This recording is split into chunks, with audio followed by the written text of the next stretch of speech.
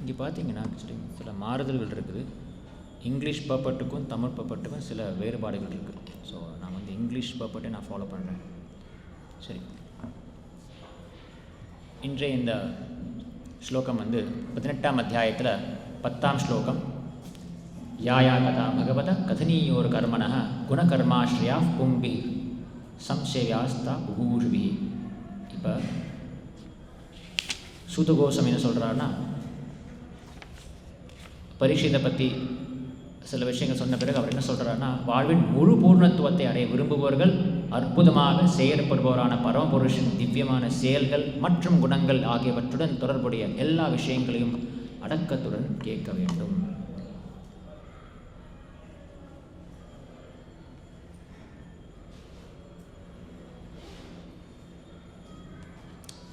பர்பட் கொஞ்சம் மாறுதல் இருக்குது. சரி, இருந்தாலும் இப்போ இன்றைய ஸ்லோகத்தினுடைய டிரான்ஸ்லேஷன் பார்த்தீங்கன்னா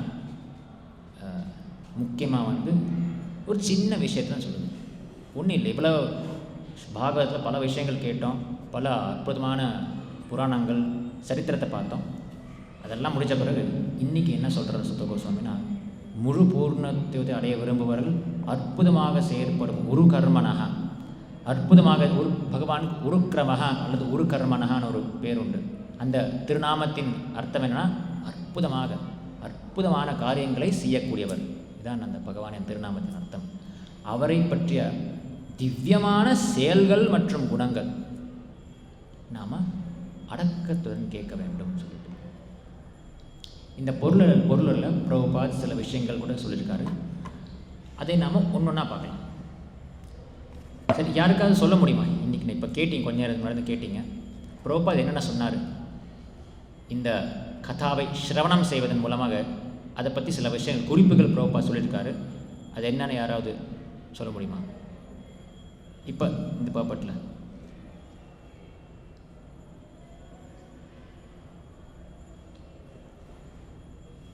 ஒன்று, பரமபுருஷன் திவ்யமான செயல்கள் மற்றும் குணங்களை நாம் அடக்கத்தோடு கேட்கணும்.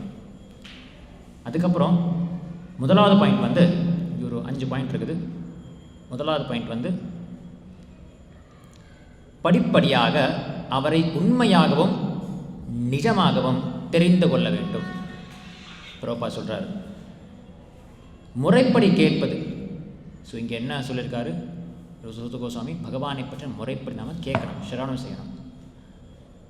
அது என்ன அர்த்தம்னா, முறைப்படி கேட்பது என்பது அவரை உண்மையாகவும் நிஜமாகவும் தெரிந்து கொள்வது. அது 1 பாயிண்ட். அப்படி தெரிந்து கொள்வதன் மூலமாக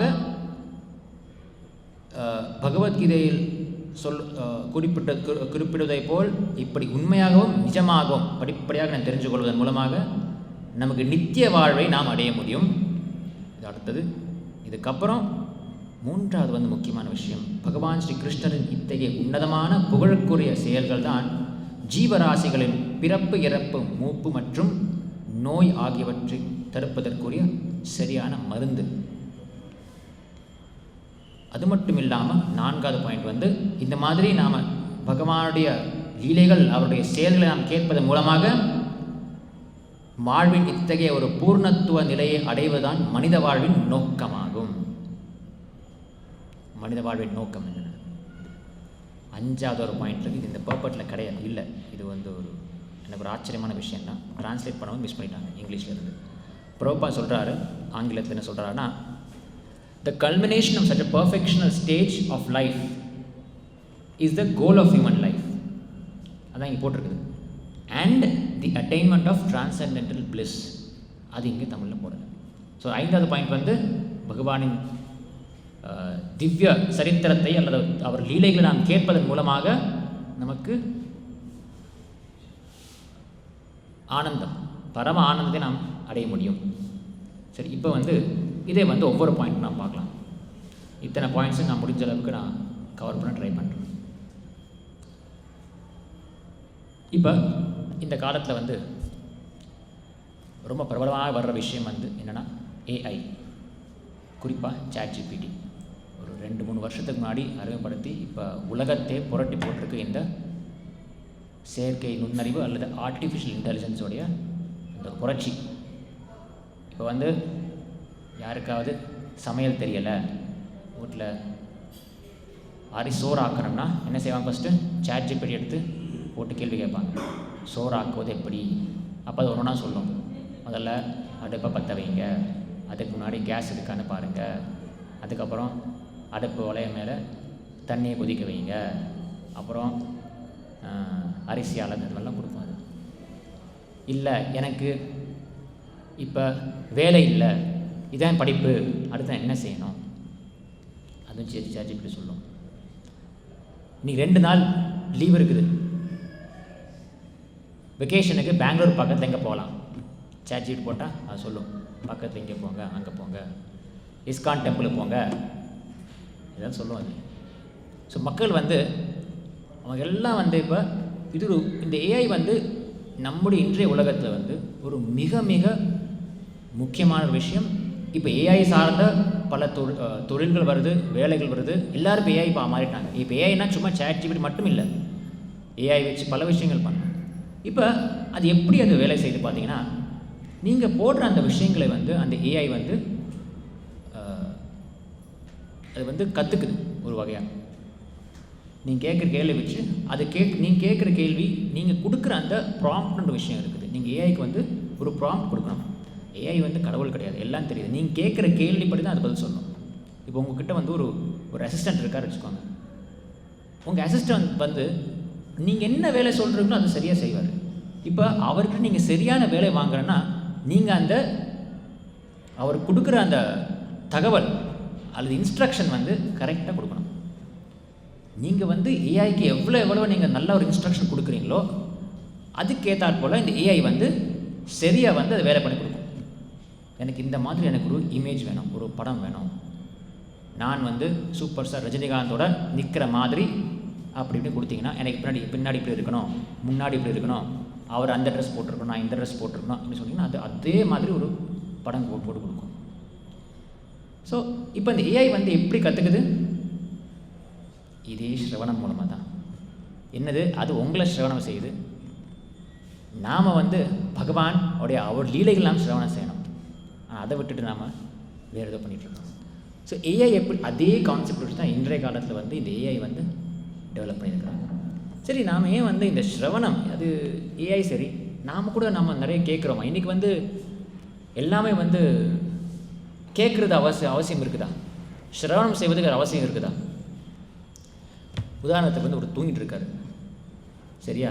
நல்லா ஆழ தூக்கத்தில் இருக்கார் அவர் வந்து நல்லா ஆழ தூக்கத்தில் இருக்கும்போது சில நேரம் வந்து ஃபேன் ஆஃப் பண்ணால் கூட எந்திரிக்க மாட்டார், தட்டிப்பாரு எந்திரிக்க மாட்டார், எந்திரிப்பார். அவரை காதுகிட்ட போய் அவரை பேரை சொல்லி நல்லா கத்தி பாருங்கள், அப்போ கூட எந்திரிப்பார் சில நேரம். சில பேர் அது கூட எந்திரிக்க மாட்டாங்க, அவங்களுக்கு ரொம்ப கஷ்டம் ஏற்படுது. ஆனால் நான் பார்த்தீங்கன்னா ஒரு ஆழ்ந்த உறக்கத்தில் இருக்கும் ஒருத்தர் வந்து அவருக்கு வந்து அவருடைய புலன்கள் வந்து வெளி உலகத்திலேருந்து எல்லாம் மூடப்பட்டிருக்குது. வெளியில் என்ன நடக்குது? உலகப்போர் ஆரம்பிச்சிச்சா இல்லையா, அரசாங்கம் கவர்ந்துருச்சா இல்லையா, பெட்ரோல் விலை ஏறிச்சா இல்லையா, எதுவுமே தெரியாது, நல்லா தூங்கத்திருக்கிறான். ஆனால் அவன் பேரை சொல்லி நாம் கூப்பிட்டோம் என்றால் அவனோட காது மட்டும் வேலை செய்யுது. அது எப்படி அந்த காது மட்டும் வேலை செய்து பாருங்கள். வேறு எல்லா புலன்களும் ரெஸ்ட் இருக்குது, கண்ணு மூடி இருக்குது, மூச்சு இருக்கிறான், சரி, வேறு எந்த வெளி உலகத்தில் நடக்கிற விஷயங்கள் எதுவுமே அவனுக்கு தெரியறதில்லை. ஆனால் காது மட்டும் பேர் கூப்பிட்டா அவனுக்கு கேட்குது. அதே போல தான் இந்த பரம்பொருள் நாம் அடைய வேண்டும் என்றால், பரம்பொருளை பற்றி நாம் தெரிய வேண்டும் என்றால் அதுக்கு மிக சிறந்த புலன், மிக சிறந்த துவாரம் வந்து காது மூலமாக. சரி, சில பேர் யோசிப்போம், இல்லை நீங்கள் பரம்பொருள் ஆன்மீகம் கடவுள் பற்றி பேசுகிறீங்க, கடவுள் எனக்கு பார்க்கணும், கடவுள் பார்க்காம கடவுள் இருக்கிறாரா இல்லையா? முதல் கேள்வி எல்லாரும் கேட்குறது என்ன? கடவுள் இருக்காரா இல்லையாப்பா? இது பெரிய ஒரு கேள்வி. கடவுள் இருக்கிறாரா இல்லையா? சரி, இப்போ நான் அவங்களுக்கு ஒரு கேள்வி கேட்குறேன். பகவான் ஸ்ரீ கிருஷ்ணர் 5000 வருஷத்துக்கு முன்னாடி இந்த பூலோகத்தில் இருக்கிறப்ப எத்தனையோ பேர் அவர் பார்த்துருப்பாங்க. கண்டிப்பாக அவர் பார்த்துருப்பேன். அவர் வந்து ஒரு மனிதனை போல் அவர் வாழ்ந்தார். அவர் இங்கே கண்டிப்பாக ஒரு மனிதன் கிடையாது, ஆனால் மனிதனை போல் விருந்தாவனத்தில், மதுராவில், துவாரகையில் வாழ்ந்தார். ஸோ அந்த இருக்கிற மக்கள் கண்டிப்பாக பல பேர், பல ஆயிரக்கணக்கான பேர் அவரை பார்த்துருப்பார் கண்ணால். ஆனால் எத்தனை பேர் அவர் யார் என்று அறிந்து அவர்தான் பகவான் கடவுள் எத்தனை பேருக்கு தெரிஞ்சிருக்குது? கண்டிப்பாக எல்லாருக்கும் இல்லை. அப்படி இருந்திருந்தாங்கன்னா எல்லாருமே அவரோட திருவடியை சரணடைஞ்சிருப்பாங்க. யாரும் வந்து அவருக்கு எதிராக வந்து போரில் இருந்திருக்க மாட்டாங்க. ஸோ பகவானை கண்ணால் பார்க்குறது முக்கியம் இல்லை. இதில் இன்னொன்று விஷயம்னா, பகவானை அறிவது வந்து கண்ணால் பார்த்து இல்லை. நாம் எல்லாம் வந்து கண்ணால் பார்த்து எல்லாம் தெரிஞ்சுக்க ஆசைப்படுறோம். ஏன்னா அவ்வளோ முக்கியத்துவம் கண்ணுக்கு ஆயிடுச்சு இப்போ. ஏன்னா கண்ணு தெரியலைன்னா ஒரு பெரிய ஒரு நமக்கு ஒரு குறைபாடாக தெரியுது. ஆனால் நீங்கள் பார்த்தீங்கன்னா நம்ம கற்கிற எல்லா விஷயங்கள் கூட வந்து இந்த காதல் மூலமாக தான். இது எல்லா சம்பிரதாயங்களையும் எல்லா மதத்துலேயும் வர்ற ஒரு விஷயம். அவ்வளவு ஏன் பைபிளில் கூட இருக்குது இது ஸ்ரவணம் பற்றி. அது போட்டிருக்குதுன்னா ஃபெய்த் கமெத் பை ஹியரிங் அப்படின்னு சொல்லிட்டு ஜீசஸ் கிரைஸ்ட் அடிக்கடி சொல்லியிருக்காராம். He who had ears to hear let him hear. அதாவது காதுகள் வச்சு நாம் ஸ்ரவணம் செய்வதை பற்றி அவ்வளோ முக்கியத்துவம் இருக்குது. சரி, இப்போ வந்து ஒரு குழந்தை இல்லை எல்லோரும் கூட நம்ம எப்படி நம்ம அறிவை நம்ம கற்கிறோம்? நாம் கேட்டு காலேஜுக்கு போகிறோம், ஸ்கூலுக்கு போகிறோம், அங்கே போய் வந்து கிளாஸில் எடுக்கிற அந்த டீச்சர் எடுக்கிற அந்த பாடத்தை வந்து நாம் கேட்குறோம். அது கூட அந்த காலத்தில் குழந்தைகள் வந்து குருகுலத்துக்கு போய் குருவிடம் அவர்கள் காது கொடுத்து கேட்டு, அதனால தான் அந்த சாஸ்திரத்துக்கு ஸ்ருதி இன்னொரு பேர் இருக்குது. ஸ்ருதி என்றால் ஸ்ரோத்தவ்யா, அல்ல ஸ்ருதி என்றால் காது வச்சு கேட்குறது. சரி, இப்போ இந்த அறிவை வந்து காது வச்சு கேட்குறதுக்கு நான் எவ்வளோ முக்கியத்துவம்? புக் வச்சு நான் படிக்கிறேன். நான் வந்து படித்து நான் பாஸ் ஆகினப்பா. நான் கிளாஸில் நிறைய கேட்கலை. அந்த புக்கு வச்சு படிக்கிறது கூட காதில் கேட்குற மாதிரி தான். ஒருத்தர் வந்து அந்த புக்கை எழுதியிருக்கிறாரு. அவர் மனசுலேருந்து வந்த விஷயத்தை வந்து வாயால் பேசாமல் அதை அப்படியே வந்து புத்தகமாக எழுதியிருக்கிறாரு. அதை நாம் படித்து நாம் அந்த அறிவை நம்ம பெற்றிருக்கிறோம். ஒரு அற்புதமான விஷயம் பாருங்கள். இப்போ இந்த புக்கு என்னென்ன, இந்த புக்கு வந்து என்ன இது? சரி, இந்த பகவத்கீதை நான் போட்டிருக்கேன். நான் இந்த வந்து அப்படியே கவர் பண்ணி இதெல்லாம் மூடி வந்து உங்களுக்கு கொடுத்தா நீங்கள் என்ன சொல்லுவீங்க? ஒரு புத்தகம்னு சொல்லுவீங்க. நீங்கள் இந்த புத்தகத்தில் என்ன இருக்குன்னு கேட்டீங்க, என்ன சொல்லுவீங்க நீங்கள்? உங்கள் கண் முன்னாடி இருக்கு தானே. இப்போ தெரியலைங்கிறீங்க, கண்ணு தெரியுதானே உங்களுக்கு? உங்கள் கண் முன்னாடி புக்கு இருக்குது.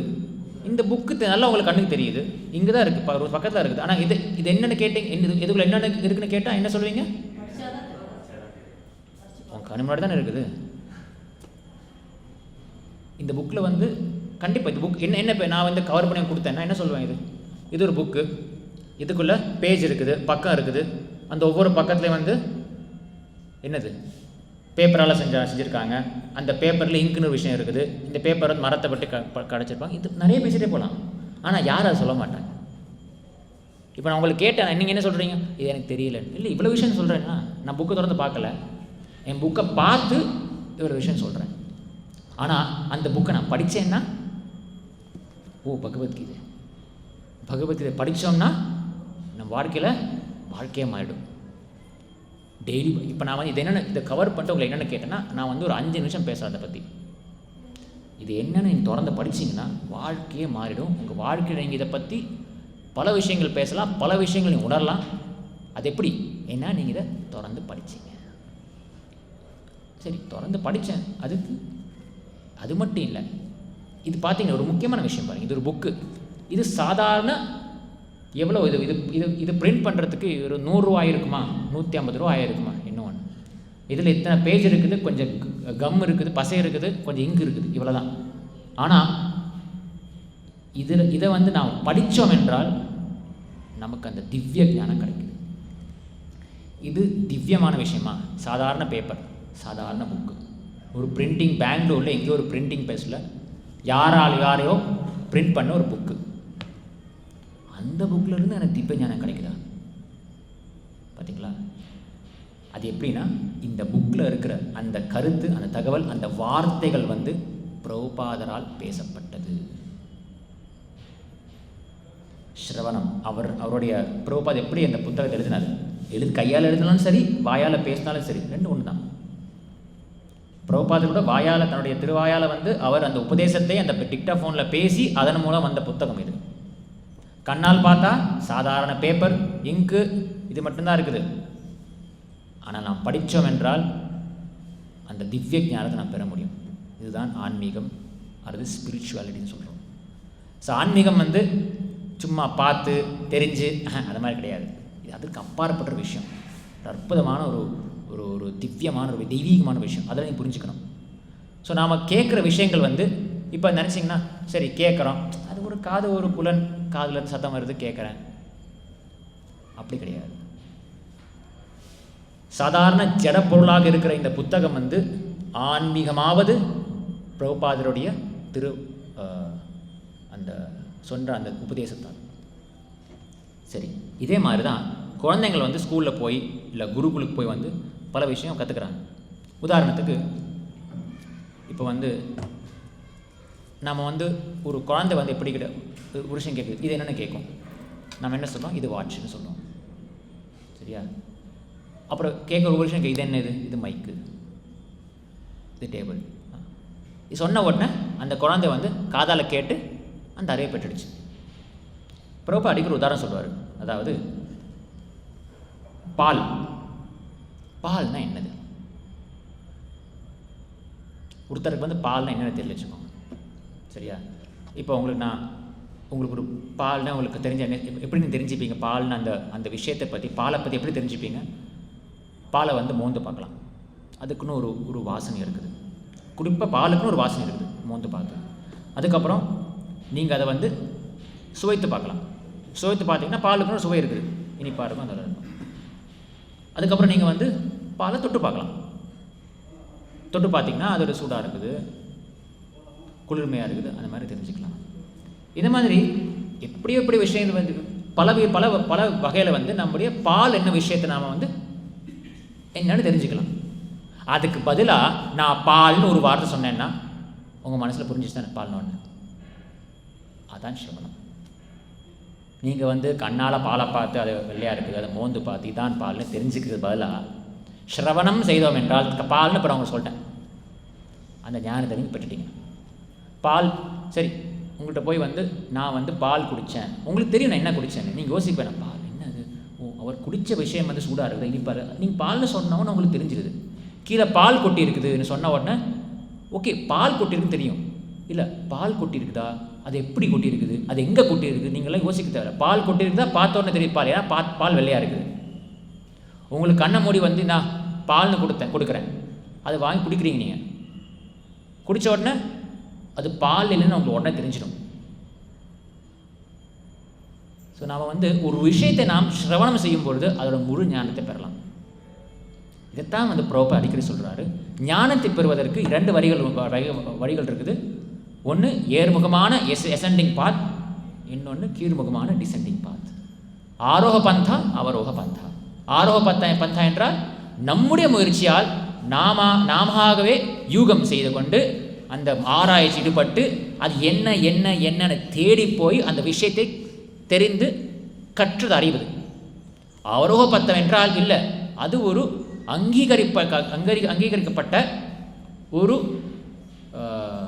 இடத்துல இருந்து அந்த அந்த கற்கக்கூடிய விஷயங்கள், உதாரணத்துக்கு குருவிடமிருந்து, இல்லை வேண்டாம் ஒரு சாதாரண காலேஜ் ப்ரொஃபஸர்கிட்ட இருந்து, என்னுடைய அப்பா அம்மா கிட்ட இருந்து. அப்பாட்டு கேட்பேன், அப்பா இது என்ன அப்பான்னு, அவர் சொல்லுவார் இதான் அப்பா இதுன்னு. நமக்கு அது தெரியும், அப்பா சொன்னால் உண்மையாக தான் இருக்கணும், நமக்கு ஒரு அண்டர்ஸ்டாண்டிங் இருக்குது, ஒரு புரிதல் இருக்குது. அதன்படி இதான் அதுன்னு சரி தெரிஞ்சுக்கிட்டு மார்க்கெட் நம்ம ஆரம்பிச்சிடுவோம். ஒவ்வொரு விஷயம் நான் வந்து நானாக தான் தெரிஞ்சு கற்று அறிய வேண்டும் என்றால் எவ்வளோ விஷயம் கற்க முடியும். ஒவ்வொரு விஷயம் தேடி நடக்கிற காரியம் இல்லை. இதே முறை தான் நமக்கு கிருஷ்ணன், பகவான், கடவுள் நமக்கெல்லாம் மூலமாக இருப்பவர், ஆதாரமாக இருப்பவர் யார் என்று தெரிய வேண்டும் என்றால் ஒரு அங்கீகரிக்கப்பட்ட ஒரு ஆத்தரைஸ்டு ஒரு சம்பிரதாயத்தில் வரும் ஒரு ஆச்சாரியரிடம் நாம் கேட்டு தெரிஞ்சுக்கணும். இந்த உதாரணத்தை சில பிரபுபாதர் அவருடைய புத்தகம் மூலமாக நமக்கு கேட்டு தெரிஞ்சுக்கலாம். சரி, இன்னொரு விஷயம், அது மட்டும் இல்லாமல் பல கேள்விகள் நமக்கு வரும். நாம் யார், நாம் ஏன் கஷ்டப்படுறோம்,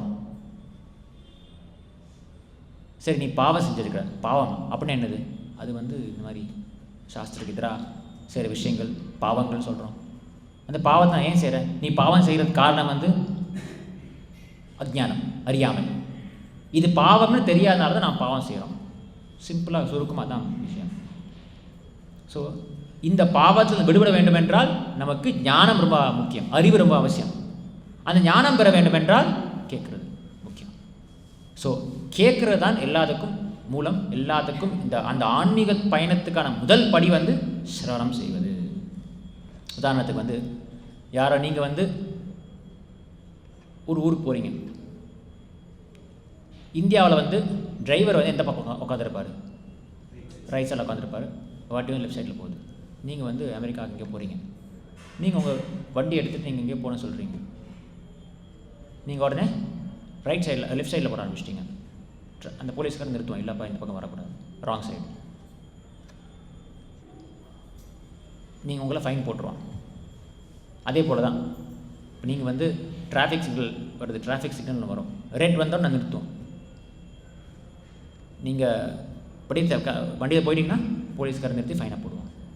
இப்போ என்ன அர்த்தம்? இல்லை சார் எனக்கு தெரியலை சார், நான் அறியாமல் இருந்தேன், நான் வெளியூரில் இருந்து வந்தேன், நான் வேறு ஊருக்காரன், எனக்கு இதான் ரைட் சைடில் லெஃப்ட் சைடில் போகிற தெரியல, அதெல்லாம் தெரியாதுப்பா, ஃபைனை கட்டு. அது ஒன்று தப்பு. நாம் வந்து அறியாமல் இருப்பது வந்து, அறியாமல் பிறப்பது வேண்டுமென்றால் நம்முடைய தப்பில்லாமல் இருக்கலாம். ஆனால் அறியாமலே வாழ்ந்து அறியாமலே இருப்பது வந்து நம்முடைய தவறு தான். ஸோ அதே மாதிரி தான். இப்போ உதாரணத்துக்கு வந்து இன்னொரு உதாரணம் உங்கள் இன்னும் ஸ்ட்ராங்காக புரியாது. ஒரு கட்டடம் கட்டணும். கட்டடம் கட்டுறதுக்கு என்னென்ன தேவை? பில்டிங் கட்டுறதுக்கு சிமெண்ட்டு, மணல், செங்கல், தண்ணி, இதெல்லாம் இருந்தால் கட்டிடலாமா? கட்டிடலாமா? இப்போ நான் கேள்வி கேட்பேன்.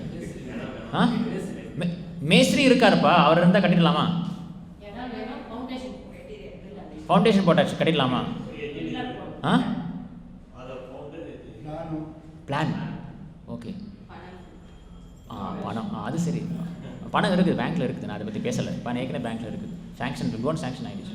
அதுக்கப்புறம் வீடு கட்டணும். கட்டுறதுக்கு ஒரு இன்ஜினியர் வேணும். அது என்ன அர்த்தம்?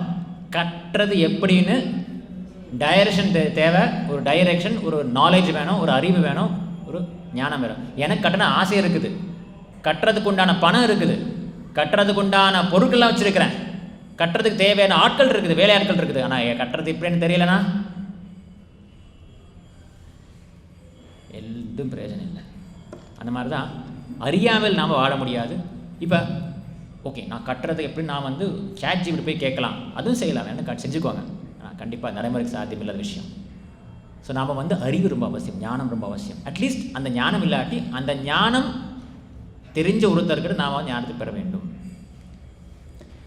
சரி, இந்த அறிவை வந்து நாம் பெறுவதற்கு முக்கியமான தேவையான விஷயம் என்னது? தேவையான பொருட்கள். நீங்கள் வீடியோ ஓப்பன் பண்ணிங்கன்னா, சமையல் வீடியோ ஓப்பன் பண்ணால் தேவையான பொருட்கள்னு கொடுப்பாங்க. இவ்வளோ காய்கறி, அப்புறம் தேவையான அளவு உப்பு, ஒரு சிட்டிகை மஞ்சள். அந்த மாதிரி ஞானத்தை பெறுவதற்கு நமக்கு தேவையான விஷயம் வந்து இந்த காது, முக்கியமாக இந்த காது. இந்த ஞானத்தை, வேதம் பற்றிய ஞானத்தை நாம் பெறக்கூடிய இந்த காது வந்து மனித ஜென்மத்தில் மட்டும்தான் இருக்குது. இப்போ நான் காது இருக்குன்னு சொன்ன உடனே இல்லை மிருகங்களும் காது இருக்குன்னு கேட்டிங்கன்னா, அவங்க இருக்கிற காது மூலமாக இந்த ஞானத்தை பெற முடியாது. ஆனால் நம்முடைய இந்த மனித ஜென்மத்தில் இந்த உடல் மூலமாக கிடைக்கக்கூடிய இந்த காது மூலமாக நாம் எல்லா வித ஞானத்தையும் பெற முடியும். நமக்கு அந்த தெய்வீக ஞானத்தை கூட நாம் பெறலாம். ஸோ லப்த்வா சுதுர்லபம் இதம் பவு சம்பவாந்தே. சுதுர்லபம் கிடைக்கக்கூடிய மிக மிக அரிதான அந்த ஜென்மம் தான் இந்த மனித ஜென்மம். இதில் கருட புராணத்தில் கூட இதே மாதிரி இன்னொரு உதாரணம் கொடுத்துருக்கு. அது என்னென்னா, இந்த உலகியல் வாழ்க்கையில் ஆழ்ந்திருக்கும் மனிதர்கள் வந்து எப்படின்னா, ஒரு பாம்பு கடித்து மயக்கமாக இருக்கிற ஒரு மனிதன் மாதிரி. பாம்பை கடிச்சிட்டு ஒருத்தனை கடித்த உடனே மயக்கமாக விழுந்துட்டான். சரி, இப்படிப்பட்ட அந்த மயக்க நிலையில் வந்து புரோபாடிக்கர் சொல்லுவார் இந்த விஷயம். எப்படி எழுப்புறது? பாம்பை கடித்து மயக்கத்தில் இருக்கிறவனை எப்படி எழுப்புறது?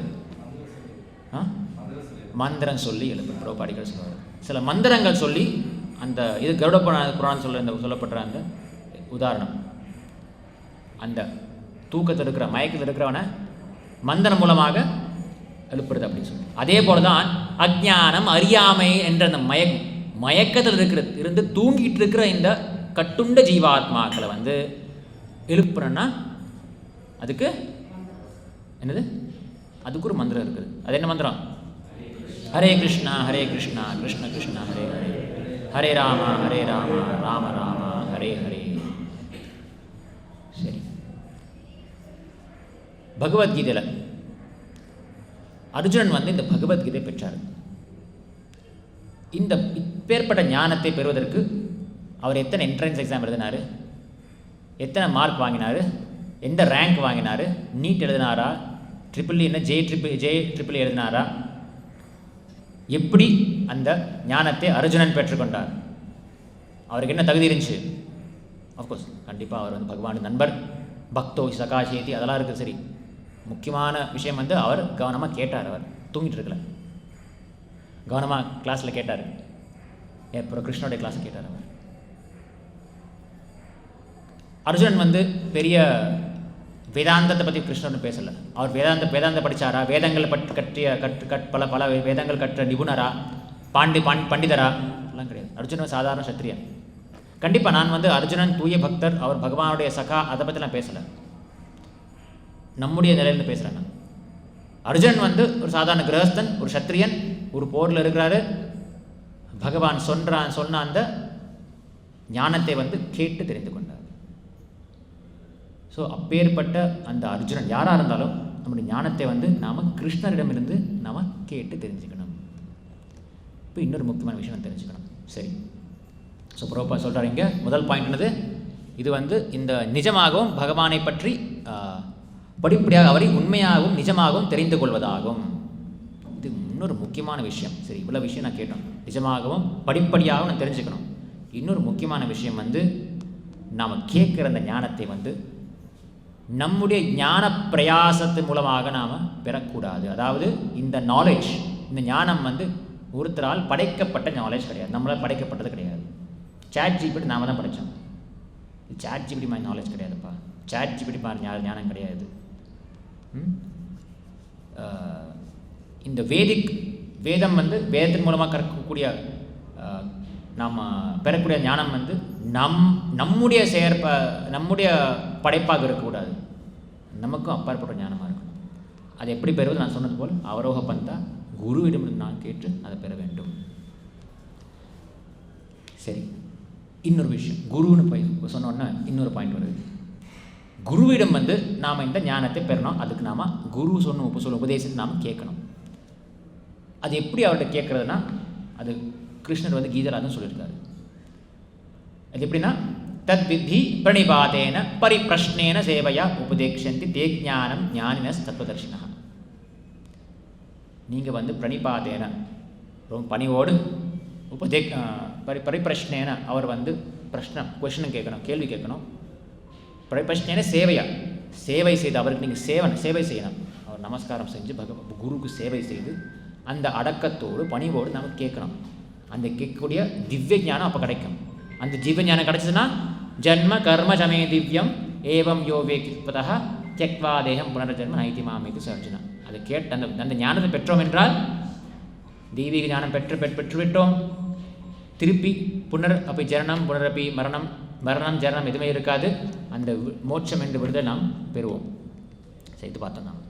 இப்போ இதில் முக்கியமான விஷயம் வந்து, அந்த ஞானத்தை நம்முடைய யூகத்தால் நாம் பெறக்கூடாது, நம்முடைய புத்தியை வைத்து நாம் அதை வந்து தயாரிக்கக்கூடாது. குருவிடம் அல்லது ஆச்சாரியிடம் கிருஷ்ணன் பெற வேண்டும். அதை நாம் வந்து பணிவோடு நாம் பெறணும். இது வந்து ஸ்ரீமத் பாகவத்தில் ஒரு ஸ்லோகம் இருக்குது, ஞான பிரயாச உதபாசிய நமந்தேவ. இது எப்படி பெறலாம்னா, ஞான பிரயாசி உதபாசிய நமந்தேவ ஜீவந்தி சண்முகரிதாம் பவதீய வார்த்தாம். அந்த பவதீய வார்த்தாம், அந்த முக்கியமான அந்த அற்புதமான அந்த ஆன்மீக ஞானத்தை வந்து ஞான பிரயாச உதபாசிய நமந்தேவ. ஞான பிரயாசம் என்றால் நம்முடைய யூகம், என்னுடைய ஆராய்ச்சி மூலமாக என்னுடைய ஞானத்தை வந்து நான் அதில் ஈடுபடுத்தி ஆராய்ச்சி செய்து நான் வந்து அதை பெற முடியாது. அந்த என்னுடைய ஞான பிரயாசம், என்னுடைய இன்டெலிஜென்ஸு, அந்த ஆராய்ச்சி யூகம் எல்லாம் சைடில் வச்சுட்டு உதபாசிய நமந்தேவ பணிவோடு. நமந்த என்றால் பணிவா, அடக்கமா நாம் வந்து ஜீவந்தி சண்முகரிதாம். ஜீவாத்மா வந்து ஷண்முகரிதாம். பிரபுபாதர் போன்ற முக்தாத்மாக்கள், மகாத்மாக்கள், ஆச்சாரியர்களுடைய அவருடைய திருவாயின் மூலம் நாம் கேட்கணும். பவதீய வார்த்தாம் ஸ்தானே ஸ்திதா ஸ்ருதிகதாம் தனுவான் மனோபிர். அப்புறம் என்ன செய்யணும்? ஸ்தானே ஸ்திதா, நீங்கள் வந்து உடனே சன்னியாசம் வாங்கி, இல்லை நீங்கள் வந்து காவி துணியை மாற்றி, இல்லை இங்கேருந்து அதெல்லாம் கிடையாது. ஸ்தானே ஸ்திதா, நீங்கள் எங்கே இருக்கீங்களோ, எந்த ஸ்தானத்தில் இருக்கிறீங்களோ, எந்த நிலையில் இருக்கிறீங்களோ அந்த நிலையிலே வந்து ஸ்ருதிகதாம், அந்த ஞானத்தை வந்து கேட்டு தெரிஞ்சுக்கலாம்.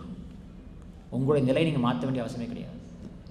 நம்முடைய நிலையை நான் மாற்றணும், இல்லை நான் வந்து இந்த வேலையை படணும், என்னுடைய வாழ்க்கையை நான் மாற்றணும், என்னோட இருக்கிற அந்த பொருட்கள்லாம் தியாகம் செய்யணும், அதெல்லாம் கிடையவே கிடையாது. ஸ்தானே ஸ்திதா, பாகவதம் சொல்லுது, நீ எங்கே இருக்கீங்களோ அதே இடத்துல நீங்கள் சிரவணம் செய்து இந்த உன்னதமான ஞானத்தை பெற முடியும். பெற்றுவிட்டோம் என்றால் பிராயசோ ஜித பிரயாசோ அஜித ஜிதோப்பியசி தைஸ்திரிலோக்கியாம். என்னாகும்? யாருக்கா தெரியுமா இந்த ஸ்லோகம்? என்னாகும்? அஜித ஜிதோப்பியஸ்ய. பகவானுக்கு அஜித்தன்னு ஒரு பேர் இருக்குது. தமிழ்நாட்டில் அஜித் சொன்னால் வேறு வரும், விசில் பறக்கும். அப்பேற்பட்டவர். அதுக்கெல்லாம் அவருக்கெல்லாம் ஒரு மெயின் அஜித் ஒருத்தர் இருக்காரு, அவர் தான் பெருமாள். அவர் பேர் அஜித். அஜித் என்றால் யாராலையும் அவரை வெல்ல முடியாது. அவர் யாராலும் வெல்ல முடியாது. ஆனால் அவரை சில பேர் வெல்லலாம். அஜித ஜித அப்பி அசித் ரைஸ்திரிலோக்கியா. ஒரு அஜித்தனாக அஜித் என்ன சொல்லப்படும் அவர், அஜித் என்ன சொல்லப்படும் அவர் வந்து ஜித, அவரை வென்று விடலாம்.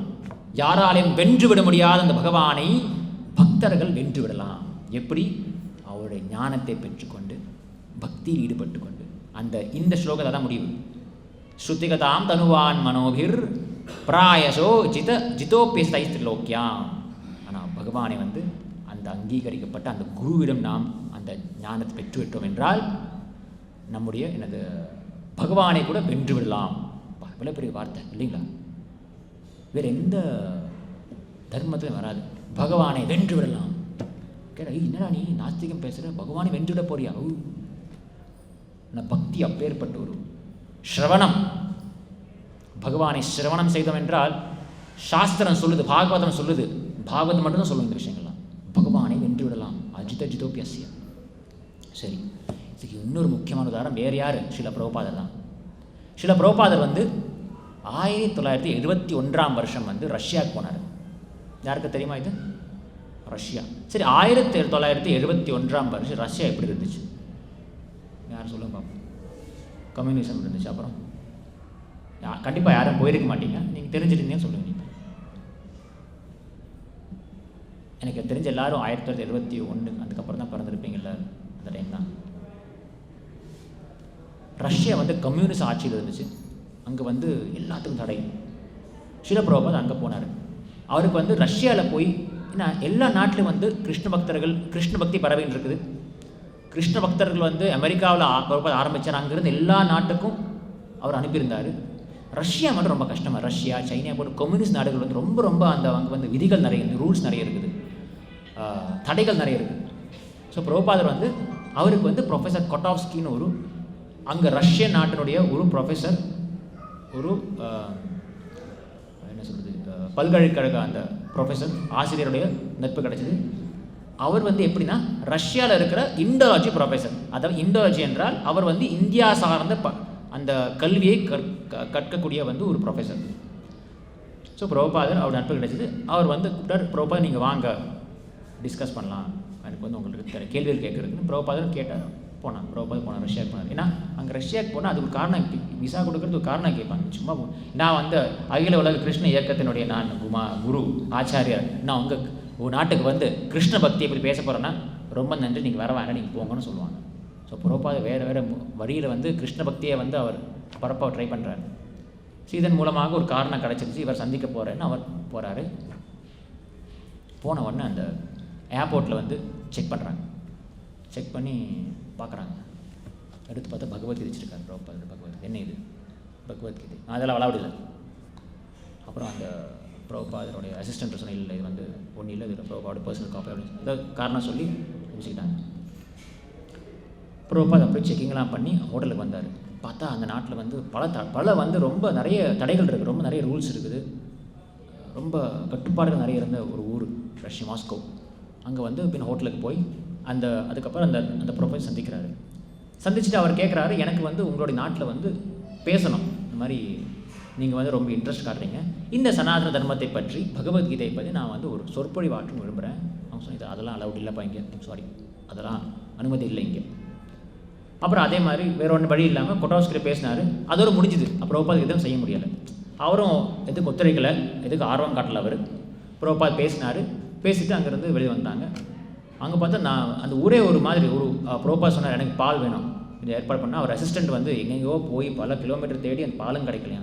அவங்க நிறைய பால் கிடைக்கிறது இல்லை, காய்கறிகள் கிடைக்கிறது இல்லை, அரிசி கூட ரொம்ப தரக்குறைவான அரிசி. பிரபுபாத் பார்த்தார், எப்படி ஒரு ஊர் பாருங்கள், இந்த மக்கள் எவ்வளோ கஷ்டப்படுறாங்க இந்த ஆட்சியில் சொல்லிட்டு பிரபுபாத் யோசிச்சார். அப்போ வந்து ஹோட்டலில் வந்து அந்த பிரபுபாதருடைய அந்த அசிஸ்டண்ட் இருந்தார், ஷியாமசுந்தர் பிரபுன்னு சொல்லிட்டு. அவர் வந்து ஒரு ரஷ்ய மனிதர் வந்து பார்த்தார். ரஷ்யாவிலேருந்து ஒரு இளைஞர் வந்து பார்த்தார். உங்களுக்கு ஏன்னா அவருக்கு தெரிஞ்சு போய் ஒரு அமெரிக்காக்காரர் போல.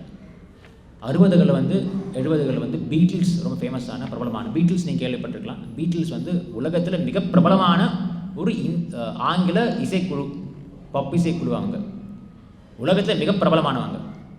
ஸோ அவர் கேட்டார், உங்களுக்கு பீட்டில்ஸ் தெரியுமான்னு கேட்டார். அவர் சொன்னார், எனக்கு பீட்டில்ஸ் தெரியாது, பட் பீட்டில்ஸோட குரு இங்கே தான் இருக்கார் அப்படின்னு கேட்டார். அப்படியா, சரி வாங்க. உண்மை கரெக்டு தான். ஜார்ஜ் ஹாரிசன் ஒரு பீட்டில்ஸில் ஒருத்தர் இருக்கார், பாடகர் இருக்கார். அவர் வந்து சில பிரபுபாதர் வந்து சிஷ்யர் மாதிரி தான். ஸோ அவன் வர்றாரு, வந்துட்டு பிரபுபாத் பார்த்து பேசுகிறாரு. பிரபுபாத் பேசுகிறாரு அவர்கிட்ட பேசி, சரி அப்படி பேசிட்டு கொஞ்சம் அறிமுகமாச்சு. பகவத்கீதை பற்றி பேசினார், எல்லாம் கேட்டு நாளைக்கு வாங்க. அவரும் நாளைக்கு வந்தார். இன்னும் நிறைய பேசினாங்க, இன்னும் நிறைய பகவத்கீதை பற்றி கேட்டார். அவர் ஒரு 2-3 நாள் பிரபுபாத் அவரோட பேசி அவருக்கு தீட்சையும் கொடுத்தாரு.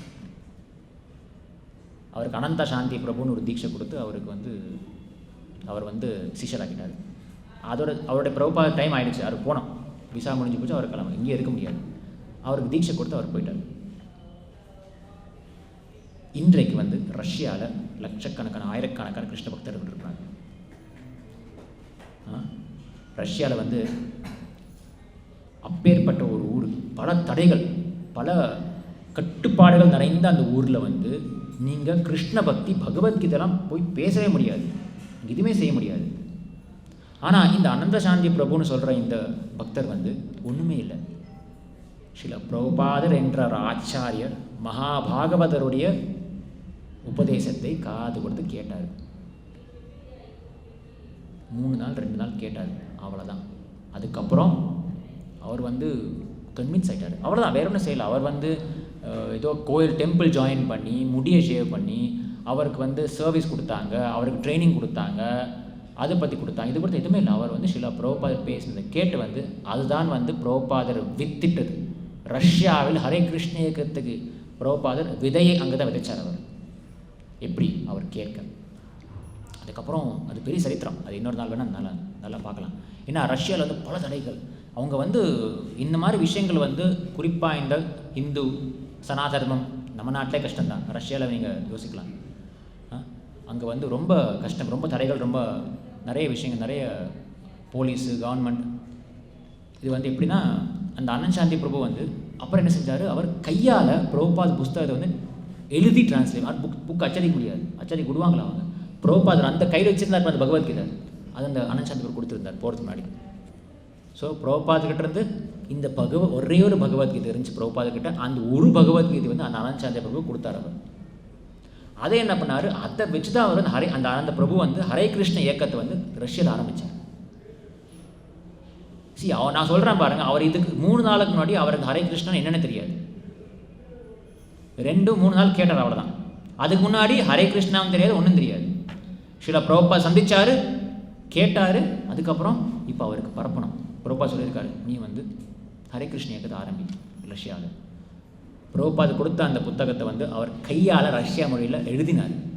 எழுதி புத்தகமாக எழுதி அதை புத்தகமாக வச்சு டிஸ்ட்ரிபியூட் பண்ணார். அவர் கண்டிப்பாக இந்த டிஸ்ட்ரிபியூட் பண்ணால் அவருக்கு என்ன, போலீஸ் வந்து பிடிச்சிட்டு போகும். பட் அவர் இந்த டிஸ்ட்ரிபியூட் பண்ண பல பேர் ஆர்வம் வந்து அவங்களுக்கு கிருஷ்ண பக்தி வந்து அவங்களுக்கும் அந்த ஆர்வம் வந்துச்சு. சரி, இப்போ வந்து கிருஷ்ண பக்தி இயக்கத்தை ஆரம்பிக்கணும் ரஷ்யாவில். பல தடை கட்டுப்பாடுகள் இருக்குது. பொறுப்பாக என்ன செஞ்சாருன்னா உடனே யோசிச்சார். அங்கே ஃப்ரான்ஸில் ஒரு மாதாஜி இருந்தாங்க, மந்தாகினி மாதாஜி. அவங்கள்ட்ட போய் சொன்னாங்க, நீ போய் ரஷ்யாவுக்கு போ, அந்த பிரபு கல்யாணம் பண்ணிக்கணும். எப்படி இருக்கும்? அவர் யாருன்னே தெரியாது, யாரோ ரஷ்யா அந்த ஊரில் போகிறதுக்கு பயமாக இருக்கும். அந்த ஊரில் இருக்கிற பிரபுவை நான் போய் கல்யாணம் பண்ணிக்கணுமா? சரி பிரபுபாத், நீங்கள் கட்டளைட்டிங்கன்னா அதனுடைய சந்தோஷம் நான் செய்கிறேன்னு சொல்லிட்டு அவங்க போய், யாருன்னே தெரியாது அவங்கள. இது கல்யாணம் வந்து திருமணம் நாம் பார்க்குற திருமணம் கிடையாது. அந்த சேவை, கிருஷ்ண சேவைக்காக, அந்த பகவத் கைங்கரியத்துக்காக அவங்க செஞ்ச ஒரு தியாகம். ஏன்னா ஆனந்த சாந்தி பிரபுக்கு பகவத்கீதை இருக்குது, சரி. மற்ற இதர விஷயங்கள், ஆஃபரிங் எப்படி பண்ணுறது, கீர்த்தனை எப்படி பண்ணுறது, கர்த்தல் எப்படி வாசிக்கிறது, அதெல்லாம் யாரும் சொல்லிக் கொடுத்தான்னு தெரியும். நீங்கள் இப்படி தான் நீங்கள் வந்து கிருஷ்ண பக்தி, கிருஷ்ணர் தான் முழுமையான கடவுள் நீங்கள் ஏற்றுக்கொண்டாலும் நீங்கள் வந்து மற்ற விஷயங்கள் நீங்கள் பக்தர்கள் மூலமாக தெரிஞ்சுக்கலாம். அசோசியேஷன் தேவை, பகவத் சங்கம்னு அவசியம் தானே. ஒரு பக்தனுடைய தொடர்பு ஒரு ஒரு ஒரு ஒரு சங்கம் தொடர்பு இருக்க வேண்டிய அவசியம். அதுக்காக பிரபுபாதர் வந்து அனுப்பினார். பிரபுபாதர் வந்து ரொம்ப அவருக்கு வந்து ரொம்ப இன்ட்ரெஸ்ட் இருந்துச்சு ஆர்வம் ரஷ்யாவில். அது இந்த ஒரு டிவோட்டி அவர் கல்யாணம் பண்ணி, அந்த டிவோட்டி மூலமாக இந்த டிவோட்டிக்கு வந்து அசோசியேஷன் கிடச்சிது. அவருக்கு பக்தருடைய தொடர்பு சம்பந்தம் கிடச்சிது. பக்தியை பற்றி பல விஷயங்கள் கேட்டிருந்தாங்க, கீர்த்தனைகள் பண்ண ஆரம்பித்தாங்க. இதுக்கெல்லாம் போலீஸ் பிடிச்சிட்டு போகுது. கடைசியில் போலீஸ் பிடிச்சி போய் அவரை வந்து இந்த டார்ச்சர் பண்ண ஆரம்பித்தாங்க, சைக்கலாஜிக்கல் டார்ச்சர். அவர் சொன்னாங்க, நீ ஒரு சைக்கலாஜிக்கல், நீ வந்து மனநிலை பாதிக்கப்பட்டவன் சொல்லிட்டு மனநிலை காப்பாதல் போட்டு அவருக்கு என்ன ஷாக் ட்ரீட்மெண்ட் அது இதெல்லாம் கொடுக்க ஆரம்பிச்சிட்டாங்க. அந்த மாதிரி இன்னும் சில பக்தர்கள் அதுக்கப்புறம் சேர்ந்தாங்க. கண்டிப்பாக சில பேர் பாருங்கள், அந்த நாட்டில் வந்து கிருஷ்ண பக்திக்குன்னு ஒரு ஆர்வம் இருக்குது, ஆனால் அரசாங்கத்தின் கட்டளை மூலமாக நடக்கலை. அதுக்கப்புறம் இன்னொரு பிரபு அனுப்பினார். பிரபு அவர் வந்து எப்படின்னா, ஏதோ ஒரு ட்ராவல் வீசாவோ அந்த வீசா வச்சுட்டு அவர் வருவார், மிருதங்கம் தூக்கிட்டு வருவார். மிருதங்கம் தூக்கிட்டு வந்து அவர் வந்து ஹோட்டல், இவங்க எப்படியே கம்யூனிகேஷன் பண்ணுவாங்க, ஹோட்டலில் இருந்து அந்த ஹோட்டலில் இவர் இருப்பார், இவர் ஹோட்டலுக்கு வருவார், ஹோட்டலில் ஒரு வாரத்தில் மிருதங்கம் வச்சுட்டு போயிடுவார், அந்த ஆனந்த சந்தை பொருள் எடுத்து போகிறாரு. மாதிரி பல வகையில் வந்து அவங்க அந்த மிருதங்கம் கொடுக்குறதா இருக்கும், கர்த்தால் கொடுக்குறதா, அந்த ஹரே கிருஷ்ண இயக்கத்தை வந்து பிரபுபாதர் பரப்பினார். இது அற்புதமான கதை, முடிஞ்சால் நீங்கள் வந்து தெரிஞ்சுக்கலாம். பல விஷயம், பல இதை பற்றி பல அற்புத சரித்திரம் இருக்குது. சரி, இப்போ நாம் பார்த்தோம் ஆச்சாரியர்கள் கேட்குறது. இப்போ அடுத்த பாயிண்ட் என்னன்னா, இந்த சிரவணம் செஞ்சால் நமக்கு வந்து பிறப்பு, இறப்பு, மூப்பு மற்றும் நோய் ஆகியவற்றை தடுப்பதற்கு சரியான முறையாக மருந்தாகும். இந்த அடுத்த பாயிண்ட். நான் வந்து வேகமாக போகிற நேரம் ஆயிடுச்சு, நிறைய பாயிண்ட்ஸ் இருக்குது. ஸோ இப்போ 9 காண்டங்கள் இருக்குது பாகவதத்தில். இந்த 9 காண்டங்கள் முடிஞ்சு 10வது காண்டத்துலாம் 90 அத்தியாயங்கள் இருக்குது. முழுக்க கிருஷ்ணலீலை பற்றி, கிருஷ்ணனுடைய சரித்திரம் அங்கே முழுக்க இருக்குது. 90 லீலை, 90 சாப்டர்ஸ், 90 சாப்டர்ஸ், 90 அத்தியாயங்கள் இருக்குது. அது இருக்கிறதே பெரிய காண்டம் அதுதான். அதில் வந்து 9 காண்டங்கள் இருக்குது. அதில் வந்து வெவ்வேறு பகவானுடைய பக்தர்கள், பகவானுடைய வெவ்வேறு அவதாரங்கள், லீலைகள்லாம் வந்து கவர் ஆகிடுச்சு. அதுக்கப்புறம் இப்போ வந்து 9வது ஸ்கந்தத்தில் வந்து சூரிய பரம்பரை, சூரிய வம்சம், சந்திர வம்சம் இதெல்லாம் இருந்து முடிவில் வந்து கிருஷ்ணரை பற்றி சுகதேவ் கோஷம் பேச போகிறாரு. அப்போ அந்த இடத்துல பரீட்சித் மகாராஜ் வந்து கேட்குறாரு. பரீட்சித் மகாராஜ் கிருஷ்ண அந்த 10வது காண்டத்தில் ஆரம்பத்தில் சொல்கிற விஷயம் என்னென்னா, முக்கியமான ஸ்லோகம் சொல்வார் பாகவதத்தில். நிவிருத்த தர்ஷைர் உபகீயமானாத் பவௌஷதாத் ஸ்ரோத்திர மனோபிராமாத் க உத்தம ஸ்லோக குணானுவாதாத் புமான் விரஜ்யது வினா பசுக்னாத். நிவிருத்த தர்ஷைர், இன்னொரு முக்கியமான ஒரு வார்த்தை. நிவிருத்த தர்ஷைர்னா, தர்ஷனம் என்றால் ஆசைகள், நிவிருத்த தர்ஷைர் என்றால் எந்தவித லௌகீக ஆசைகளும் இல்லாதவர். ஸோ நாம் யாருக்கிட்ட நாம் இந்த கிருஷ்ண கதாவை கேட்குறோன்னா, உலகியல் ஆசைகளை வென்றவர்கிட்ட நாம் கேட்கணும். உலகியல் ஆசைகள் இல்லாதவர்கள்கிட்ட நாம் இந்த ஞானத்தை பெறணும். அப்படி பெறாவிட்டால் ரூபகோஸ்வாமி சொல்கிறார், என்ன சொல்கிறாருன்னா, சர்ப்போச்சிஷ்ட யதாபய. பால் வந்து ரொம்ப நன்மை கொடுக்கக்கூடியது, நன்மைகள் நிறைய இருந்த விஷயம் ஒரு பால், சத்து உள்ள ஒரு உணவு. ஆனால் அந்த பாலை வந்து ஒரு பாம்பு தன்னுடைய பல்லால் தொட்டுருச்சுன்னா அப்பேற்பட்ட பால் கூட விஷமாக மாறிடும். ஸோ கிருஷ்ண கதா, கிருஷ்ணர் லீலைகள், அவருடைய குணங்கள், அவருடைய நாமங்கள் வந்து எவ்வளவு குணங்கள், எவ்வளவு புனிதமான ஒரு விஷயமா இருந்தாலும் கூட அது ஒரு தகுதியற்றவர் வாயின் மூலமாக கேட்கும்போது அப்போ கூட அந்த விஷம் நமக்கு வந்து பாதிக்கும். ரொம்ப சொல்கிறேன். ஸோ நாம் வந்து நிவிருத்த தரிசைகள் பாகவதம் கேட்குறேன்னா எல்லா வித உலகியல் ஆசைகளும் வென்ற, உலகியல் ஆசைகள் இல்லாத ஒருத்தர்கிட்ட நாம் கேட்கணும். அப்படி கேட்டோம் என்றால் உபகீயமானால், அதை கேட்கும் பொழுது அவர் அதை கீயமானால், அந்த ஆச்சாரியர் வந்து அந்த கிருஷ்ண கதாவை உரைக்கும் பொழுது, பேசும் பொழுது பவௌஷதாத் ஸ்ரோத்திர மனோபிராமாத், மனம் அப்படியே வந்து சந்தோஷமாகும் மனசு. அப்புறம் பவௌஷதாத், ஔஷதம்னு வார்த்தை இருக்குது. ஔஷதம் என்றால் மருந்து. பவ என்ற அந்த வியாதிக்கு ஒரு மருந்து. பவரோக என்றால் பிறப்பு, இறப்பு, முதுமை, மரணம் என்ற அந்த சம்சாரத்தை தான் பவரோகம் என்று சொல்கிறோம். நம்ம எல்லாருக்கும் வந்து அந்த வியாதி இருக்குது.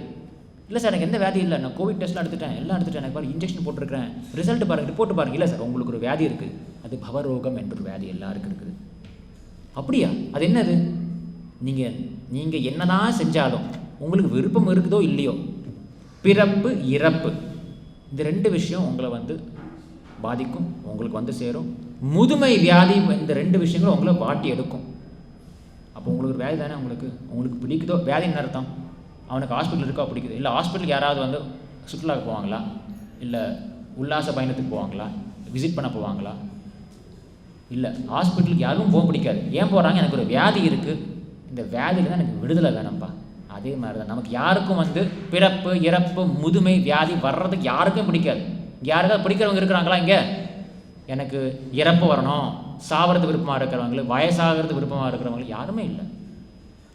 ஆனால் என்ன பண்ணுறது, அது வருது, அது ஒரு வியாதி இருக்குதுன்னு தெரிஞ்ச உடனே நாம் என்ன செய்வோம்? உடனே டாக்டர்கிட்ட போனோம். ஸோ பவரோகம்னு ஒரு விஷயம் இருக்குது, உடனே அதுக்கு மருந்து எடுக்கணும். என்ன மருந்து? டேப்லெட். கிருஷ்ண கதான்னு ஒரு டேப்லெட் எடுக்கணும். அது எடுத்தோம் என்றால் அந்த மருந்து நமக்கு விடுதலை கிடைக்கும். சரி, அடுத்து இன்னொரு பாயிண்ட் இருக்குது, கடைசி லாஸ்ட் பாயிண்ட். வாழ்வின் இத்தகைய ஒரு பூர்ணத்துவ நிலையை அடைவது தான் மனித வாழ்வின் நோக்கமாகும். கடைசியில் முக்கியமான கொஷின், எல்லாருக்கும் இருக்கிற அந்த $1 மில்லியன் கொஷின். என்ன அந்த கொஷின்? என்ன கேள்வி? என்னப்பா என் லட்சியம் என்னது வாழ்க்கையில்?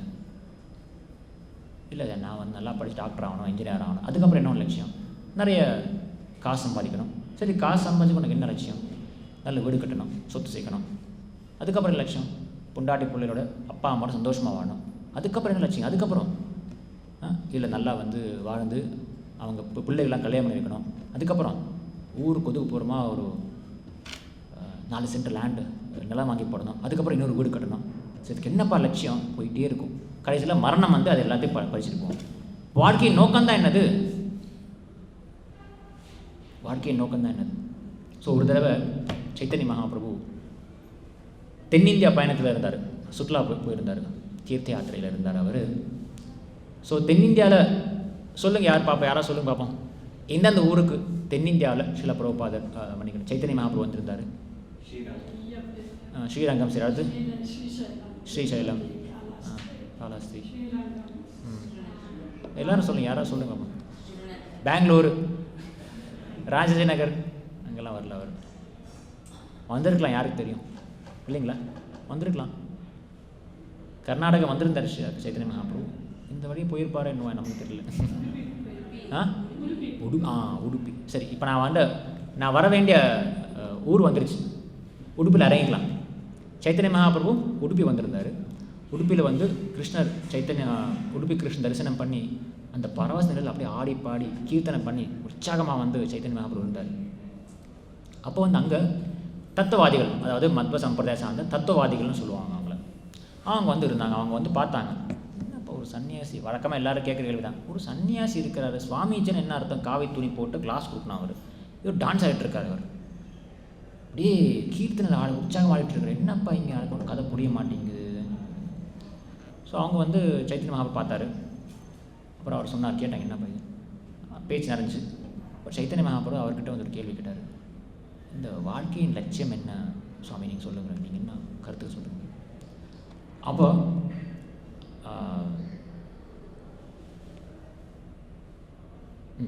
அப்புறம் அந்த ஆச்சாரியர் சொன்னார், அந்த சுவாமி சொன்னார், વર્ણાશ્રમ ધર્મ கிருஷ்ண சமர்ப்பண ஏய் ஹாய் கிருஷ்ண பக்தேர் ஸ்ரேஷ்ட சாதனம். அதாவது கிருஷ்ண பக்தர்கள் வந்து அவங்களுடைய சிரேஷ்ட சாதனம் செய்யக்கூடிய சிரேஷ்டமான உன்னதமான இலக்கு வந்து வர்ணாசிரம தர்ம கிருஷ்ண சமர்ப்பணம். வர்ணாசிரம தர்மத்தில் நீங்கள் உங்களுடைய வர்ணாசிரம தர்மத்திலிருந்து உங்களுடைய தர்மத்தின்படி நீங்கள் வாழணும். இந்த கிருஷ்ணருக்கு நீங்கள் சமர்ப்பணமாக நீங்கள் காரியங்கள் செயலெல்லாம் கொடுக்கணும். அதுக்கப்புறம் பஞ்சவித முக்தி பாயா வைகுண்டே கமன சாத்திய சிரேஷ்ட ஹோய் ஏய் சாஸ்திர நிரூபண. சாதனை தெரிஞ்சு போச்சு, நீங்கள் என்ன செய்யணும்னு தெரியும். சரி, நான் அடையக்கூடிய இலக்கு என்னது? நான் இது வாழ்க்கையின் இலக்குன்னு சொல்லிட்டீங்க. அது இந்த மாதிரி நான் வர்ணாசிரமத்தின் மூலமாக எந்த இலக்கு, எங்கே போய் நான் என்ன ரீச், கோல் என்னது, இலக்கு என்னது? பஞ்சவித முக்தி. 5 விதமான முக்தி இருக்குது. என்னது? சாயோகு, சாரோகு 2, சாஷ்டி 3, 4, சாலோக்தி. ஓகே, 5 ஆயிடுச்சு. இந்த மாதிரி 5 வித முக்தியை நான் பெற வேண்டும். பெற்று வைகுண்ட கமனம், வைகுண்டத்துக்கு போகணும். அவ்வளோதான், முடிஞ்சது விளக்கு. பிரபு அபு चैतन्य சொல்கிறாரு, பிரபு கஹே சாஸ்திரே கஹே ஸ்ரவண கீர்த்தன கிருஷ்ண பிரேம சேவா பலேர பரம சாதனம். இல்லைப்பா, அது இல்லை. சாஸ்திரம் என்ன சொல்லுதுன்னா, ஸ்ரவண கீர்த்தன கிருஷ்ண பிரேம சேவா பலேர பரம சாதனம். இங்கே ஒவ்வொரு வார்த்தையும் பார்க்கலாம். ஸ்ரவண கீர்த்தனம், ஃபர்ஸ்ட் ஸ்ரவணம், கீர்த்தனம், கிருஷ்ண பிரேமம், அதுக்கப்புறம் கிருஷ்ண பிரேமம், சேவா, பகவானுக்கு சேவா பலேர. அந்த சேவா மூலம் கிடைக்கும் அந்த பலன்தான் பரம சாதனம். இது எங்கிருந்து சொல்கிறாருன்னா, அதுக்கப்புறம் சைத்தன்யா என்ன சொல்வார்னா, ஒரு ஸ்லோகத்தை சொல்வார், முக்கியமான ஸ்லோகம். ஸ்ரீ பிரஹ்லாத உவாச ஸ்ரவணம் கீர்த்தனம் விஷ்ணோ ஸ்மரணம் பாதசேவனம் அர்ச்சனம் வந்தனம் தாஸ்யம் சக்கியமாத்ம நிவேதனம். அதுக்கப்புறம் இதி பும்சார்பிதா விஷ்ணோ பக்திச்சேன்னவலக்ஷணா கிரியேத பகவத்யத்தா தன்மத்தியே தீதமுத்தமம். தன்மதி தீதமுத்தமம். உன்னதமான இலக்குனா அதுதான் உன்னதமான இலக்கு. ஸ்ரவணம் கீர்த்தனம் விஷ்ணு. முக்கியமான ஃபர்ஸ்ட் ஸ்டார்டிங் என்னது? ஸ்ரவணம். நவவித பக்தி. ஸ்ரவணம் இருந்து ஆரம்பிக்கிற நவவித பக்தி தான் நம்முடைய வாழ்க்கையின சிறந்த சாதனா. அப்படிங்கிறது இலக்கு என்னது? வாட் இஸ் த கோல்? ஸ்ரவண கீர்த்தன ஹோய்த்தே கிருஷ்ண ஹோய் பிரேமா செய் பஞ்சம புருஷார்த்தேர சீமா. நீங்கள் வந்து தர்ம அர்த்த காம மோக்ஷம், அறம் பொருள் இன்பம் வீடுன்னு 4 வித புருஷார்த்தங்கள் கேள்விப்பட்டிருப்பீங்க. அது இல்லைப்பா, செய் பஞ்சம புருஷார்த்தம், ஒரு 5வது புருஷார்த்தம் ஒன்று இருக்குது. அதை அடைவுதான் நம்முடைய இலக்கு, கோல். சைதன்யா அவர் சொல்கிறார். அது என்ன பஞ்சம புருஷார்த்தம்? என்னது சொல்லுங்க? சங்கீர்த்தம் இல்லை, என்னது பஞ்சம புருஷார்த்தம்? என்னது? அறம் பொருள் வீடுக்கு அப்புறம் என்னது? தர்ம அர்த்த காம மோக்ஷத்துக்கு மேலான புருஷார்த்தம் வந்து சத்துர்புருஷார்த்தம் ஆயிடுச்சு. 4 புருஷார்த்தங்கள் இதுதான். அதாவது புருஷார்த்தம்னா ஒரு மனிதனுடைய வாழ்க்கை இலக்கு. அதெல்லாம் பஞ்ச புருஷார்த்தம் வந்து கிருஷ்ணே ஹோய் பிரேமா செய் பஞ்சம புருஷார்த்தேர சீமா. இதான் சீமா, இதான் அல்டிமேட், இதான் டாப் மோஸ்ட் உன்னதமான இலக்குனா பிரேமா குமார்த்தோ மகான். கிருஷ்ண பிரேம தான் வந்து அந்த பஞ்சம புருஷார்த்தம். அப்போ வந்து சரி, இந்த சாதனா சாத்தியா 2 விஷயம் பார்த்தோம். இது 2 தான் டிஸ்கஷன் இப்போ. சாதனா சாத்தியா. சாதனா நம்ம செய்யக்கூடிய செயல்கள், அந்த செய்முறை. யூடியூப்பில் வரும் வீடியோ செய்முறை, அப்புறம் லிஸ்ட் கொடுப்பாங்க. இந்த தேவையான பொருட்கள் செய்முறைன்னு இருக்குது. அதுக்கப்புறம் கரெக்டாக சமைச்சோன்னா ருசியான ஒரு சாப்பாடு கிடச்சிடும். கரெக்டாக சமைக்காட்டி குப்பையில் போட வேண்டியதான். அந்த மாதிரி ஸோ செய்முறை பார்த்துட்டோம். அந்த செய்முறையின் மூலமாக நமக்கு கிடைக்கக்கூடிய இலக்கு என்னது? சாத்தியா. ஸோ சைத்தன்ய மகாபிரபு இன்னொரு இடத்துல சனாதன கோஸ்வாமி சொல்லும்போது அவர் சொல்லுவார், வாழ்க்கையில் சாதனா, பக்தியில் வந்து சாதனா அவசியம். அதாவது சில செய்முறைகள் இருக்குது. மங்களாதி அட்டெண்ட் பண்ணுங்கள், ஜபம் செய்யுங்க, கீர்த்தனைகள் செய்யணும், ஆச்சாரியருக்கு சேவை செய்யணும், ஆச்சாரிய கொடுத்த உபதேசத்தை நாம் பின்பற்ற வேண்டும் என்ற சாதனை இருக்குது. ரெகுலேட்டட்னு சொல்லுவாங்க. இது வந்து சில கட்டுப்பாடுடன் நாம் அதை நாம் பின்பற்ற வேண்டும். பிடிக்குதோ இல்லையோ செய்யணும். அதை செய்தோம் என்றால் என்னாகும், நமக்கு அவர் சொல்கிறாரு, இந்த சாதனாவில் நம்ம ஈடுபட்டோம் என்றால் இந்த சாதனா செய்முறை, இந்த முறையின் மூலமாக நமக்கு பிரேமா புமார்த்தோ மகான், பிரேமா என்ற அந்த கிருஷ்ண பிரேமா என்ற அந்த மிக உன்னதமான ஒரு புதையல் மாதிரி ஒரு விஷயம் கிடைக்கும். அப்புறம் அந்த சாதனான இருக்கிற அந்த என்ன விஷயங்கள்னா நவவித பக்தி, ஸ்ரவணம், கீர்த்தனம், விஷ்ணு, அதெல்லாம் ஸ்ரவணம் ஆரம்பிச்சு சரி எப்படி கிடைக்குது. அதுக்கப்புறம் என்ன ஆகும், இதுக்கு இந்த நாம் சாதனா நாம் இந்த மாதிரி சரியாக ஃபாலோ பண்ணோம் என்றால் இது பக்தியினுடைய இயல்புகள். அப்போ நமக்கு என்ன ஆகும், அப்புறம் சைதன்யா அவர் சொல்கிறாரு, நம்முடைய இதயத்தில் இருக்கிற அந்த பக்தி மலரும், பக்தி அப்படியே உதயமாகும். அது எப்படின்னா, நித்திய சித்த கிருஷ்ண பிரேம சாத்திய கொபுனாய், சாத்தியா அந்த வார்த்தை வருது, நித்திய சித்த கிருஷ்ண பிரேம சாத்திய கொபுனாய் ஸ்ரவணாதி சுத்த சித்தே கொரை உதய். உதயமாவது எப்படி, ஸ்ரவணம், ஸ்ரவணாதி சுத்த சித், ஸ்ரவணம்லேருந்து ஆரம்பிச்சு நவவித பக்தியில் ஈடுபட்டோம் என்றால் சித்தத்தில் அந்த கிருஷ்ண பக்தி, நித்திய சித்த கிருஷ்ண பக்தி உதயமாகும். அப்புறம் சைத்தன்யா அவர் சொல்கிறார், நீங்கள் சொல்கிற இந்த வர்ணாசிரமம் எல்லாம் கர்மகாண்டா ஞானகாண்டான்னு எல்லாம் இருக்குது. நீங்கள் ஈடுபட்டீங்கன்னா நீங்கள் சாதாரண உலகியல் வாழ்க்கையில் கர்மாவில் ஈடுபட்டு புண்ணியம் பாவங்கள் செய்யப்படும் சாதாரண ஆளாகிறீங்க. கர்ம நிந்தா கர்மத்தியாக சர்வசாஸ்திரக்கான சர்வசாஸ்திர சைத்தன்யம் இன்னொரு பாஷை சொல்கிறார், இன்னொரு அடுத்த ஸ்லோகம் சொல்கிறார். எல்லா சாஸ்திரம் என்ன சொல்லுதுன்னா, கர்ம நிந்தா, கர்ம வேண்டாம்னு சொல்லுது, கர்ம தியாகம்னு சொல்லுது. கர்ம ஹோய்தே பிரேம பக்தி கிருஷ்ணே கபு நோய், நீங்கள் கர்மாவில் ஈடுபட்டீங்க என்றால் அந்த கிருஷ்ண பிரேம எனப்படும் அந்த பாரன் பஞ்ச புருஷார்த்தம் கிடைக்காது அப்படின்னு சைத்தன்யா சொன்னார். சரி, லாஸ்ட் பாயிண்ட் நான் முடிச்சிடுறேன். இங்கே இருக்க அந்த பாயிண்ட் ஆனந்தம் கொடுக்கக்கூடியது. ஸ்ரவணம் செய்தோம் என்றால் கிருஷ்ண பக்தி கிடைக்கும். கிருஷ்ண பக்தி மூலமாக நமக்கு ஆனந்தத்தை பெறுவோம். நாம துருவ மகாராஜ் சொல்றாரு, யா நிர்வൃத்தி ஸ்தனுபிருதாம் தவ பாத பத்ம தியானாத் பவஜனகதா ஸ்ரவணேன வாஸ்யாத் சா பிரம்மணி ஸ்வமஹிமணி அபிநாதமா புத்கிம் துவந்தகா சுலிதாத் பதனம் விமானாத். அதாவது தியானாத் பவஜனகதா ஸ்ரவணேன வாஸ்யாத், பகவானே உங்களுடைய திருவடிகளை தியானம் செய்து உங்களுடைய மகிமைகளை நான் சிரவணம் செய்து நித்திய சித்தர்கள் பக்தர்கள்கிட்ட நாம் சிரவணம் செய்தன் என்றால் அது கிடைக்கக்கூடிய அந்த ஆனந்தம் பிரம்மானந்தத்துக்கும் மேலானது அப்படின்னு துருவ மகாராஜ் சொல்கிறார். பிரம்மானந்தம் என்றால் மோட்சம், மோட்சம் அடைஞ்சிட்டேன், சம்சாரத்தில் விடுதலை கிடச்சிருச்சு, ஜென்ம மிருத்யு ஜராவியாதியிலிருந்து விடுதலை கிடச்சி அந்த நிலை தான் ஒரு சந்தோஷம் கிடைக்குது, ஒரு சந்தோஷம் இருக்குது, கண்டிப்பாக இருக்குது. உங்களுக்கு இன்னையிலேருந்து அந்த வியாதியிலேருந்து விடுதலை கிடைச்ச உடனே என்ன சொல்லுவீங்க, சந்தோஷமாக இருக்கேன். ஓரளவுக்கு சந்தோஷம் இருக்கும், முழுமையான சந்தோஷம் இருக்காது. உங்களுக்கு ஹாஸ்பிட்டல் டிஸ்சார்ஜ் பண்ணப்போ சந்தோஷமாக இருக்குமா இல்லையா, இருக்கும். அதுக்கப்புறம் நீங்கள் இன்னொரு அடுத்த இடத்துக்கு போகணும். நீங்கள் டிஸ்சார்ஜ் பண்ண உடனே நெக்ஸ்ட் ஸ்டேஜுக்கு போகணும். அதான் சந்தோஷம் நிலையாக இருக்கும். இல்லை நீங்கள் ஹாஸ்பிட்டல் வாசலே சந்தோஷமாக இருக்குது அங்கேயே இருந்துட முடியாது. ஹாஸ்பிட்டல் வாசலில் டிஸ்சார்ஜ் ஆகிட்டேன் ஏன்னு சொல்லிட்டு அங்கேயே இருக்க முடியாது. அங்கேயே இருந்தேன்னா சந்தோஷம் கிடைக்காது, நிலையாக இருக்காது, அடுத்த லெவலுக்கு போகணும். சரியா? ஸோ அதான் அவர் சொல்கிறாரு, அது பிரம்மானந்தம், மோட்சம் என்கிற நிலை. அதை விட மேலானது தான் உங்களுடைய ஸ்ரவணாதி சுத்த சித்தன், இந்த பகவானுடைய திருநாமங்களுடைய மகிமையில கேட்குறது அதோட ஆனந்தம் கொடுக்குமா. துருவ மகாராஜ் சொல்கிறாரு, இப்பேற்பட்ட பிரம்மானந்தத்தையே தோற்கடிக்கிற அந்த பரமானந்தத்தை கிருஷ்ண பக்தி கொடுக்குதுன்னா, அப்போ இந்த சொர்க்கத்துக்கு போகிறவங்க அங்கே கிடைக்கக்கூடிய ஆனந்தம், அப்புறம் ஜட உலகில் கிடைக்கக்கூடிய இந்த சொற்ப ஆனந்தம் இன்பமெல்லாம் எம்மாத்திரம் அப்படின்னு துருவ மகாராஜ் கேட்குறாரு. நம்ம உலகத்தில் இந்த உலகத்தில் கிடைக்கிற ஆனந்தம் ஒரு வகை, அதுக்கு மேலே சொர்க்கத்துக்கு போன ஒரு இது இங்கேயே பல பேர் சந்தோஷமாக இருக்கிறாங்க, ஆஹா என்ன ஒரு ஆட்டம் ஆடுறாங்க. அதுக்கு மேலே போனால் சொர்க்கத்தில் போனால் இன்னும் நல்லா ஆட்டம் ஆடுவாங்க, சந்தோஷமாக இருப்பாங்க.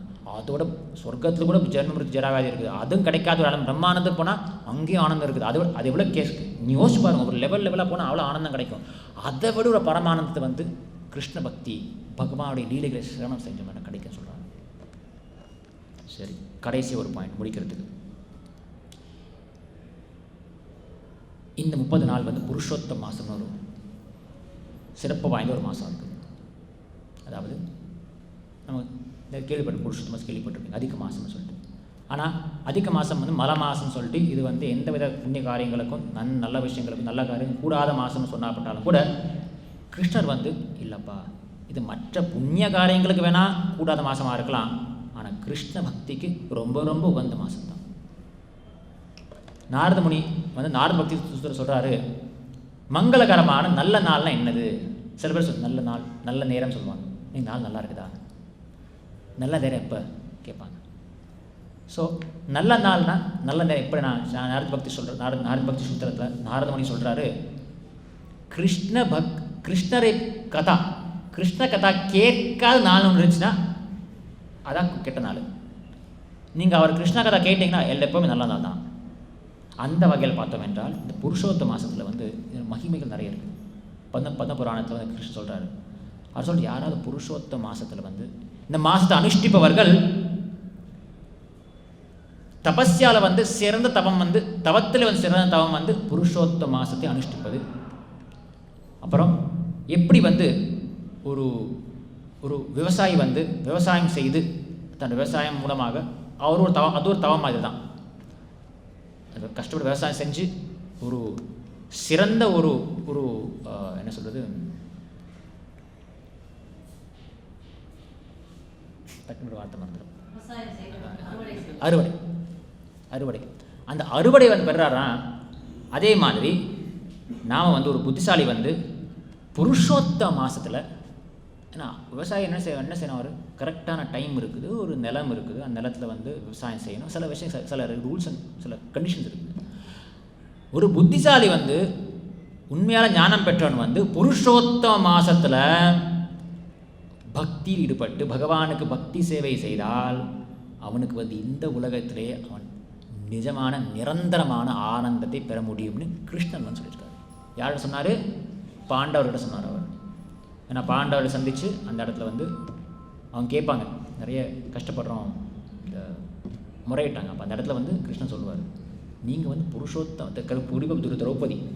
திரௌபதி வந்து போன முதல் ஜென்மத்தில் வந்து புருஷோத்தம விரதத்தை வந்து புருஷோத்தம மாதத்தை அனுஷ்டிக்க தவறிட்டாங்க, அனுஷ்டிக்கலை. அவங்க அதை கொஞ்சம் அவதூறு பேசிட்டாங்க, இல்லை அதெல்லாம் ஒரு மலை மாதம் சொன்னது, அதனால் அவங்க கஷ்டப்படுறாங்க. அப்புறம் கிருஷ்ணன் சொன்னார், நீங்கள்லாம் ஏன் புருஷோத்தம மாதம் விரதம் இருக்குது? அடுத்து வரப்போகிற புருஷோத்தம மாதம் அனுஷ்டிச்சு உங்கள் எல்லா துக்கத்தையும் விடுதலை பெறுங்கன்னு சொன்னார். ஸோ இந்த புருஷோத்தம மாதத்தில் நம்முடைய பக்தியை வந்து இன்னும் சிறப்பாக செய்யணும். கிருஷ்ண கதா கேட்குறது வந்து எப்போவுமே செய்யக்கூடிய விஷயம் தான், எப்போவுமே செய்ய வேண்டிய விஷயம். கிருஷ்ண கதா கேட்டால் அது நல்ல நாள். அப்போ இந்த புருஷோத்தம மாதத்தில் வந்து கிருஷ்ண கதாவில் ஈடுபட்டோம் என்றால், பகவான் லீலைகளை சிரவணம் செய்தோம் என்றால் கிடைக்கக்கூடிய நன்மைகள் வந்து அதீதமானது, எல்லையற்றது, எந்த லிமிட்டும் கிடையாது, லிமிட்லெஸ். சரி, இதில் நான் முடிச்சுக்கிறேன். சில பாயிண்ட்ஸ் இருக்குது, நான் அப்படி இதில் முடிச்சுக்கிறேன். யாருக்கு ஏதாவது கருத்துக்கள் இல்லை கேள்விகள் இருந்தால் கேட்கலாம். முடிஞ்ச நான் வந்து சொல்ல போகிறேன். சொல்ல மாதாஜி. ஆயிடுச்சு மாதாஜி, மே 16 ஆரம்பிச்சது. இன்னொரு மாதம் அடுத்த ஜூன் 15 வரைக்கும் இருக்குதுன்னு நினைக்கிறேன். சரி, ग्रंथराज श्रीमद् भागवतम की, विश्व गुरु श्रील प्रभुपाद की, पिता गौर प्रेमानंदे।